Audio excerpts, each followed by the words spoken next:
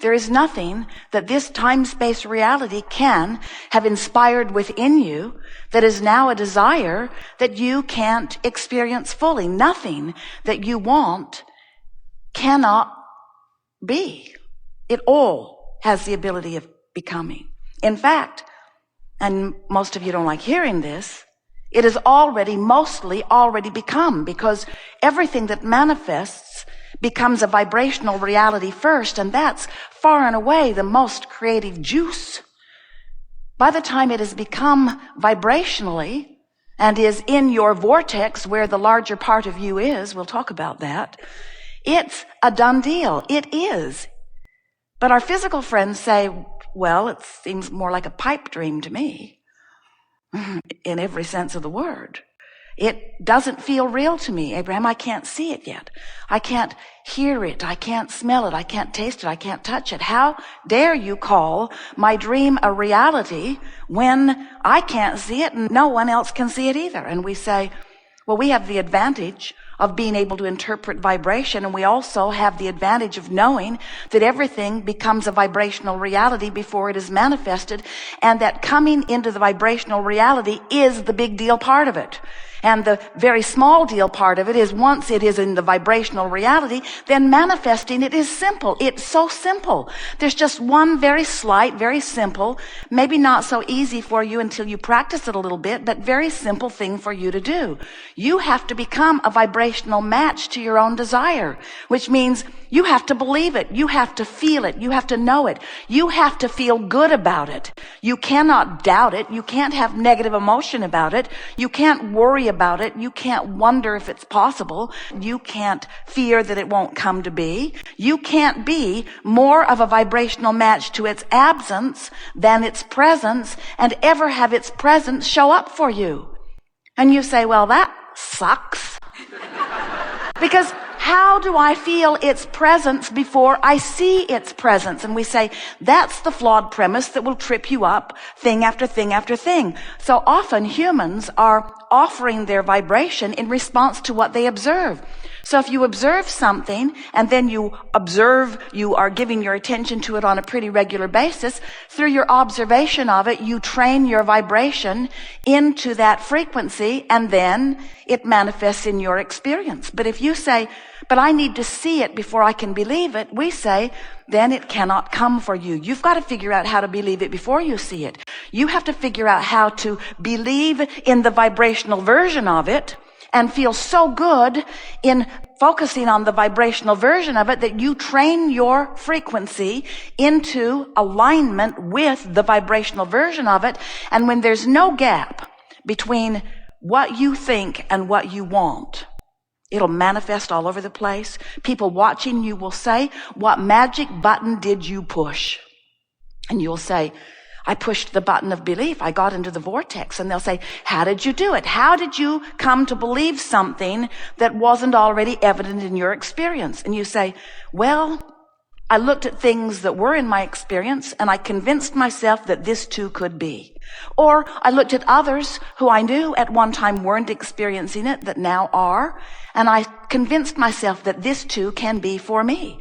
In other words, I practiced an optimistic thought. I practiced a better feeling thought. I trained myself into the frequency of having it rather than into the frequency of not having it. I practiced the frequency of belief, and in doing so, I left the frequency of doubt behind. Oh, so you took that doubt and you wrestled it to the ground and killed it, eh? No, it doesn't work that way, you wisely tell your eager to learn friends. When you look at the absence of what you want, you practice that vibration. When you look at the presence of what you want, you practice that vibration. And all you have to do is decide it doesn't have to be present in terms of manifestation. It can be present in terms of vibration, and you can feel it. You might not be able to see it yet, or hear it yet, or smell it yet, or taste it yet, or touch it yet, but you can feel it, and so you can focus upon it. And if you can feel it, and therefore you can focus upon it, you can practice the vibration of it. And if you practice the vibration of it consistently enough that the vibration of the presence of it is tipped slightly on the fulcrum of your vibrational attitude, once you practice the vibration of the presence of it just slightly more than you practice the vibration of the absence of it, it must be. Hello, Abraham. My understanding of your teachings is that thought stimulates vibrations, which stimulates emotion, which stimulates... The thought is vibration. Okay. And you said that creation requires no action and that the evidence will reveal itself. So here's my question. That's mostly right. Thought and vibration are one and the same. And a practiced thought is a practiced vibration that equals a point of attraction. And if you keep it up for a little while, then it becomes the reality. But the vibration is where you're wanting to put the emphasis, and we are too. Mm-hmm. Mm-hmm. So money doesn't grow on trees.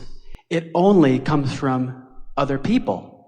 And the only way to get money from other people is to either steal it or to create value which people will pay for. So, if people just sit on the couch thinking about what they desire, the money, and asking for the money, and giving off the vibrations, and feeling the emotion of receiving that money, that which they ask for, but they take no action to create any value which people will pay for, then how is their income and money just going to come to them if they take no action? Well, the flawed premises that you just spewed are abundant there. And first, here's the biggest assumption that you are making, that as we resolve it, it will be easier to hear everything else. The first really major flawed premise in what you spoke here is that value only comes from action. And what is economy anyway? In other words, who gets to decide that what you do for a living is only worth $8 an hour, and while what that one does for a living is worth $50 an hour, and while that one does for a living is worth $10,000 or $10 million an hour? Who gets to define that value anyway? It's not very well defined, is it? And yet, where did your economy come from? Just a few hundred years ago, on this continent, you were trading beads and shells and a little bit of minerals. That was your basis. Jerry remembers when the gold standard was $35 an ounce, the gold standard. And everything was supposed to be sort of measured against that gold standard. There are no standards like that remain consistently. Who gets to define value? You're going to come round to understanding that the only true value that you can ever reap the reward from or experience the benefit of is the value of alignment with this energy that creates worlds. What kind of monetary value do you put on that? Do you ever hear anyone say, well, I've been so well for so many years, and there are so many people out there who are sick, and I've been using up all the wellness value for so long that I've decided that I'm going to be sick for a while to allow more sick people to be well, because I've been getting more than my fair share of wellness. You never say that because you don't see it as a pile of something that can be divvied out. You accept that as a vibrational relationship in some way. You haven't really defined it. Humans say, well, that one's just unlucky in sickness and that one's just lucky in wellness. But it's not like that at all. There is a vibrational abundance that is being realized by some and denied by others, but they are all doing it to themselves, you see. There's not a big pile of resources that you're divvying up. Somebody didn't set the monetary fiscal standard for the universe, and there it all is out there, and now you have to steal it or trade it. That is so old news. This is a vibrational reality that you are moving into, and it is thought and alignment. Who do you think was paid for this earth that is now congealed and spinning in its orbit? Who was paid for that? Who scraped that value together, and who was paid for it, and who tends for it in its orbit? In other words, there are so many things that you can't begin to explain through a platform like the one that you just presented to us here. And that platform is not serving anyone at all, you see. So now, in other words, this is common wisdom. There isn't anything that you said. You didn't just make it up. A whole lot of people believe that. But now read it to us again, and we're going to pick it apart line by line so that you can feel what we're getting at. Just start again. Okay. My understanding of your teachings is that thought stimulates vibrations. All right, so now we've amended that. Thought and vibration. Thought is vibration.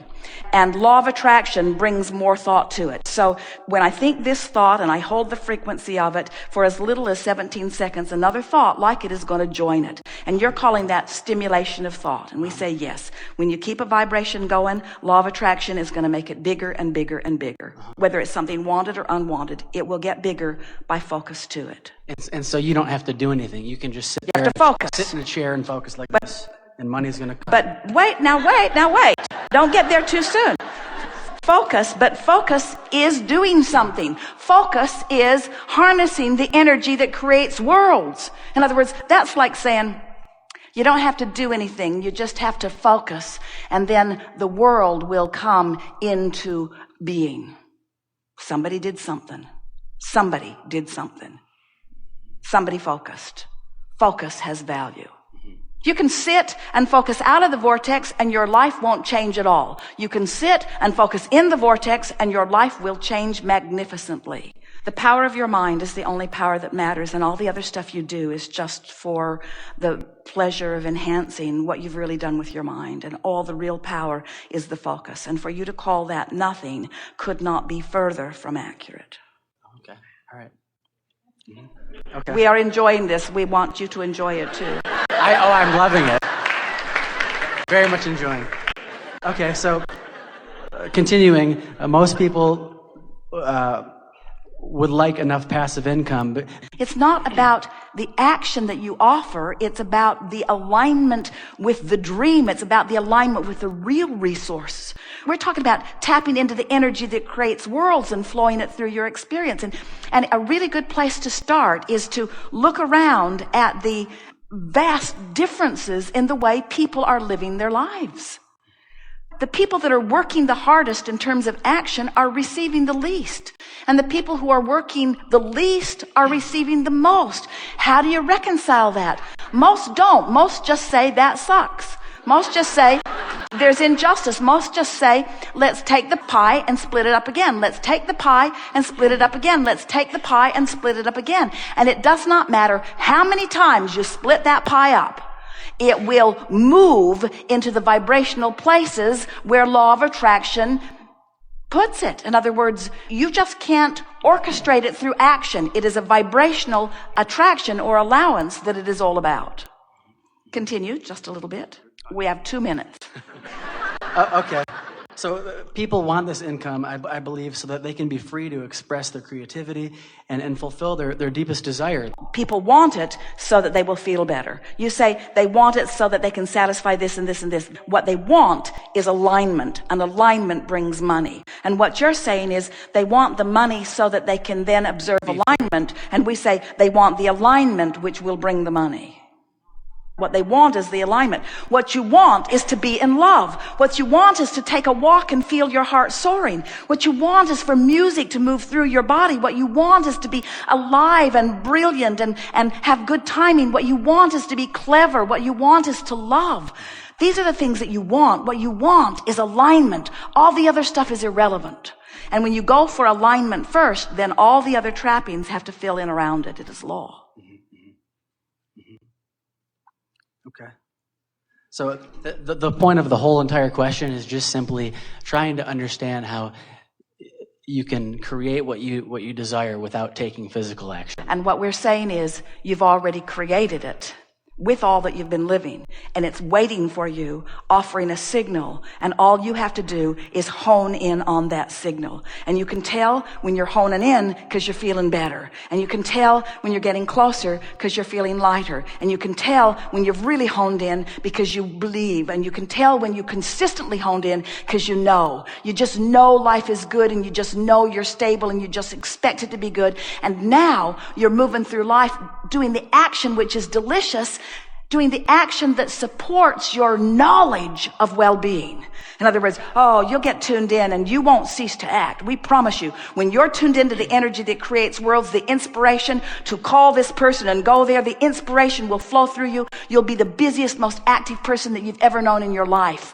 But the inspiration comes first and inspires the action. The action doesn't create. Good time for segment Got it. one. Thank you.